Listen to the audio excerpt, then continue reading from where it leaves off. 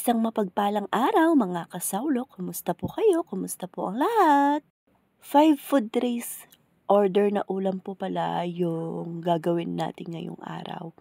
Bale, 3:30 pa lang po ay bumangon na ako kasi tayo lang po yung magluluto. Wala po tayong assistant for today's video. Madami na po pala tayong nagagawa dyan mga kasawlo. Tapos ko na po yung mga ibang gulay na hiniwa. Tapos yung mga itlog ng pugo, inuna po natin. Dati po, pinapabalatan ko yung mga itlog ng pugo kay Apong Tess. So, naglalaba po siya, kaya tayo po muna yung gagawa ngayon. Total, naka-vlog naman.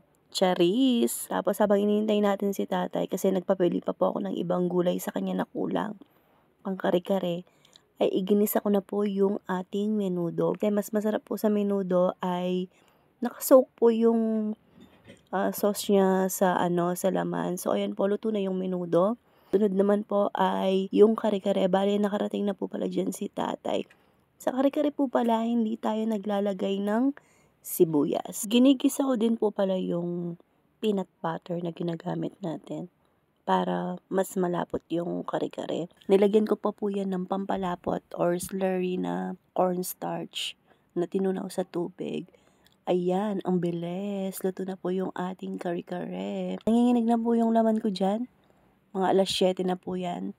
Kumain na po muna ako ng almusal. Buti na lang maaga akong nagsaing. Fast forward. Ganyan po pala yung ginagawa ko mga kasawlo. Every dish na niluluto natin ay pinaprepare ko muna sa tabi ko yung mga gagamitin nating mga sangkap para mabilis lang po, para wala tayong makalimutan na ilagay. Nilagyan ko po pala ng asin at ginisa mix yung ating sipo egg. Masarap po yan mga kasawlo. Sa bestseller po natin ay ang sipo egg. Ayan po, tignan niyo po yung pagka-creamy niya. Try po nating mag-upload ng mga recipe ng niluto natin ngayon. So ayan no, multitask na tayo dahil pasado alas 8 na po dyan. Kailangan po pa namang ma-deliver yan ng 10 a.m. Siguro pang lunch nila, no? Bale, 3 minutes away lang po pala yung bahay nung nag-order dito sa atin. Katabing bahay po nila Ating Malo, as in katabing bahay po nila. Pasensya na po pala mga kasawlo kung may naririnig-rinig kayong ingay. Dahil alam niyo naman po na tabi-tabi yung bahay natin dito sa atin. So, ayan, luto na po pala yung ating veggies with seafood. Nagpe-plate na po ako. Lagi ko pong sinasabi mga kasawlo, ipapasobra po pala tayo ng mga pa-orders per tab, styro, or per order po. Nagpapa-order tayo ng mga food trays or bilao. Kasi sa mga kagaya po naming nag-small business, dyan lang po talaga kami mas kumikita sa mga pasobra na ginagawa po namin or binibenta namin. So, ay nagme-message lang po pala ako sa mga chat sa akin. Pag may pa-order ka, chat mo kami, ganyan-ganyan. Tapos may pasobra pa po dyan. At pinopost po natin sa mismong Facebook page ko po. So, ayan.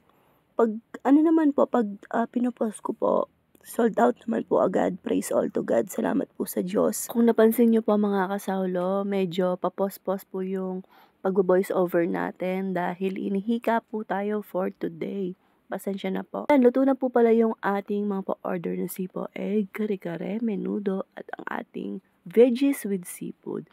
At ang ating pangmalakasang cordon bleu. Bale, yung cordon bleu po pala mga kasawlo ay pinupukpok po natin. Hindi siya giniling. Medyo ma-effort po or ma-effort po talaga yung paggawa natin ng cordon bleu. Marami-dami din po pala tayong mga pasobrang ulam. 2 tab ng cordon bleu.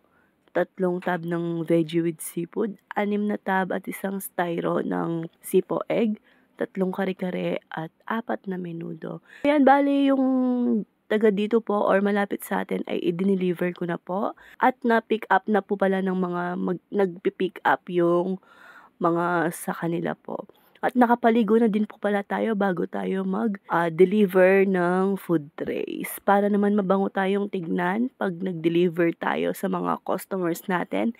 At eta mo babawang maslam. So ayan po pala yung sa bahay nila Ating Malo, as in katabi lang po pala nila. So ayan no, happy na naman ang Mother Bells dahil secure na naman po ang pambaon at may pang-ulam pa tayo bukas. So ayan na nga po mga kasawlo, dito ko na po tatapusin ang ating video. Hanggang sa susunod, paalam, ingat pong lahat. God bless us all po. Bye!